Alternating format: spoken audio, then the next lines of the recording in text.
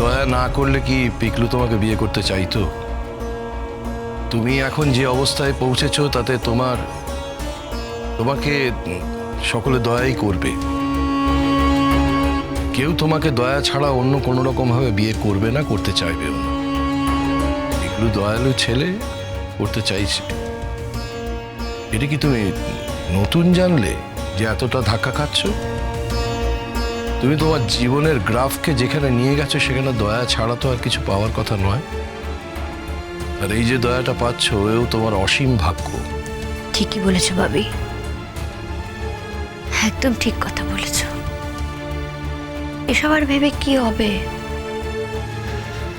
আর আমি ভাববো না, আর যুদ্ধও করবো না এই জীবনটাকে নিয়ে। কিছু ভাববো না, কিচ্ছু না। তাহলে বিয়ের দিনটা তুমি জানলে তো? হ্যাঁ ভাবি, সামনের সপ্তাহে। আর মোটে 3টে দিন। হ্যাঁ গো, শুনছো? বিয়ের জন্য যেটুকু যা দরকার আর কি, সেগুলো তো সব কিনে ফেলতে হবে। খুব তাড়াতাড়ি সব কাজ সেরে ফেলতে হবে। 3টে দিন হাতে মুঠে রয়েছে, কি করে যে কি হবে।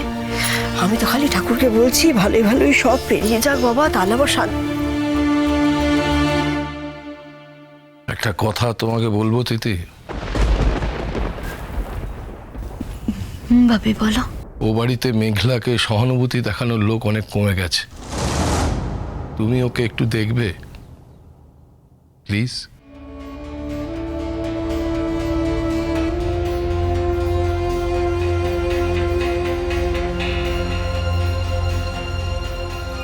আমি তোমাকে ছুঁয়ে কথা দিচ্ছি ভাবি, আমি খেয়াল রাখবো।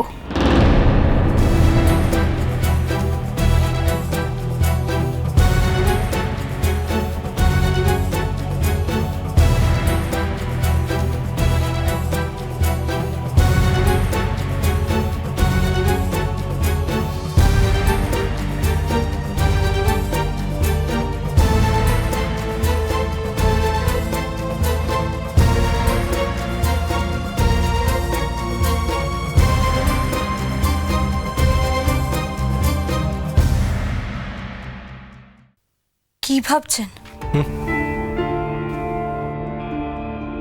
কই কিছু না তো। আপনি ভাবছেন? আপনার চোখ মুখ বলছে আপনি ভাবছেন। কি ভাবছেন বলুন? আমি আপনাকে বলছি তো, আপনি নিজের কাজ করুন, আমার ব্যাপারে আপনাকে তো ভাবতে হবে না। আমার যখন খেতে ইচ্ছে করবে আমি ঠিক খেয়ে নেবো।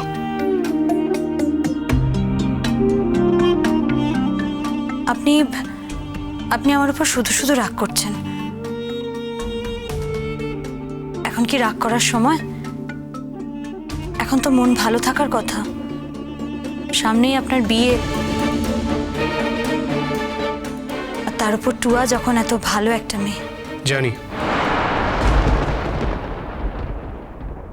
টুয়া সত্যি খুব ভালো মেয়ে, ভালো গানও গায়।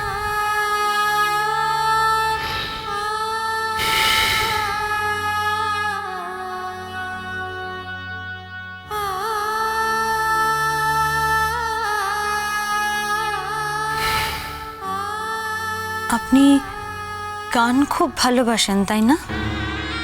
গান কে না ভালোবাসে? না মানে ভালোবাসা তো কম বেশি হয়। আপনি খুব ভালোবাসেন গান তাই না?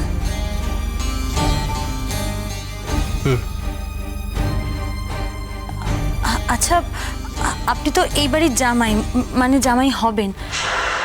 আপনার নিজের বাড়ি কোথায়?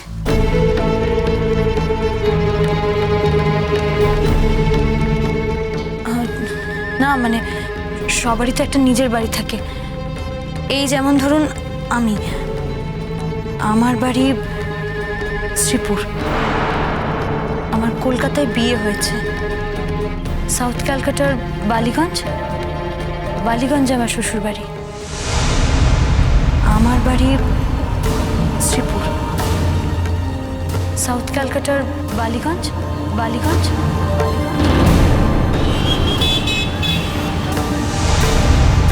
এই এই শ্রীপুরটা যেন ঠিক কোথায়? শান্তিনিকেতনের দিকে।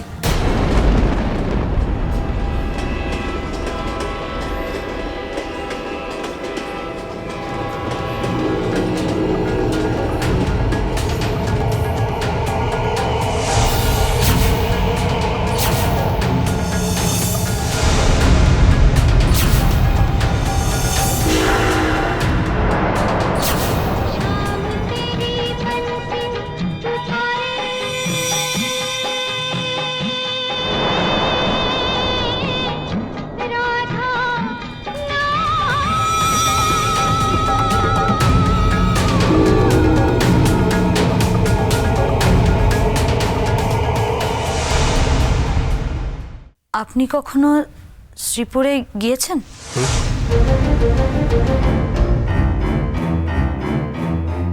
কোথায় না? বোধহয় কেন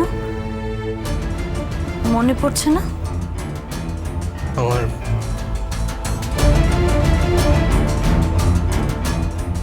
আমার অনেক কিছুই মনে পড়ে না।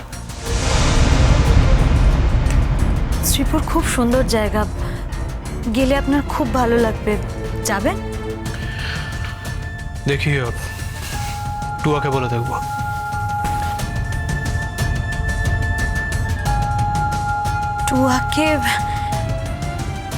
টুয়াকে শুধু শুধু বিরক্ত করে কি লাভ? ওর বিয়ের কেনাকাটা নিয়ে খুব ব্যস্ত। আপনি আমার সঙ্গে চলুন না।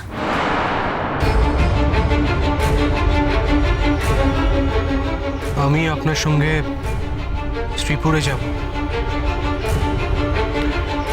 কেন? গেলে আপনার ভালো লাগবে তাই। আপনার স্বামী না কিছুদিন আগে মারা গেছে? তাতে কি হয়েছে?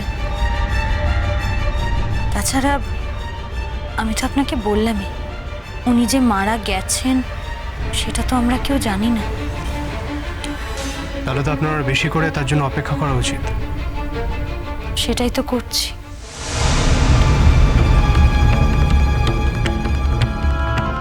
স্বামীর জন্য অপেক্ষা করতে করতে বুঝি পরপুরুষদের আলাদা করে বেড়াতে যাওয়ার কথা বলা যায়?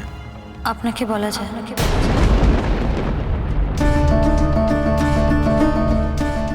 কি বললেন? আসলে কি বলুন তো, আপনাকে প্রথম দেখেই আমার খুব আপন মনে হয়েছিল। আমাদের সমাজে এই ধরনের মেয়েদের কি বলে জানেন? চরিত্রহীন।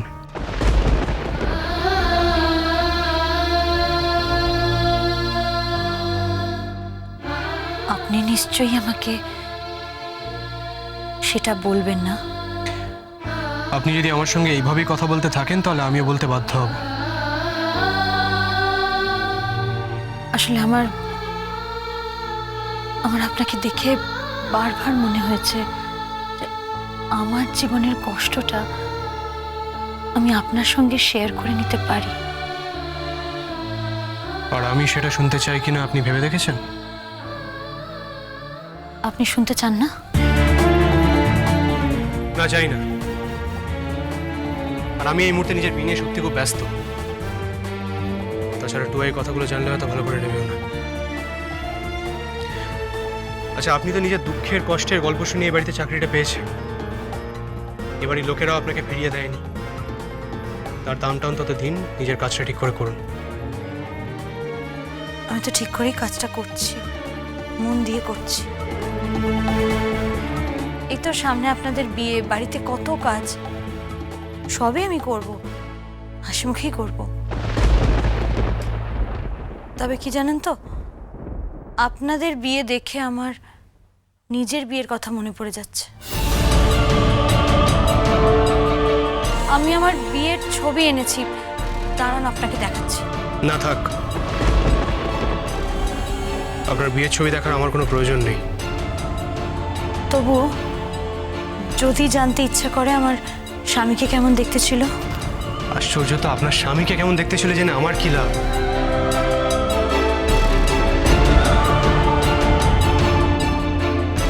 কার কিসে লাভ সেটা কি আগে থেকে বলা যায়?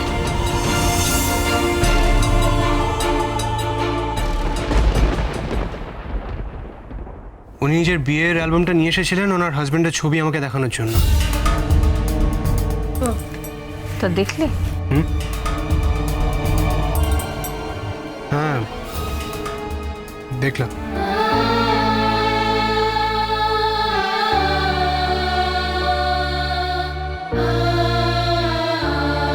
কই তোমার অ্যালবামটা আমায় দেখাও। নদী